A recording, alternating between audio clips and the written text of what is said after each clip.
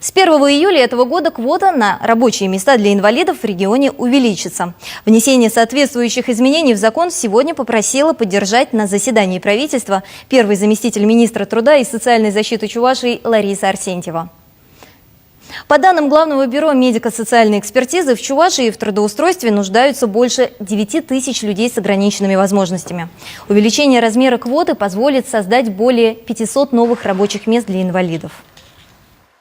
Проектом закона предусматривается увеличение квоты для трудоустройства инвалидов с 2% до 3% среднесписочной численности работников, организация при численности работников свыше 100 человек, для работодателей численность работников, которая составляет от 35 человек до 100 человек включительно, предлагается повышение квоты с 1,5 до 2% среднесписочной численности работников.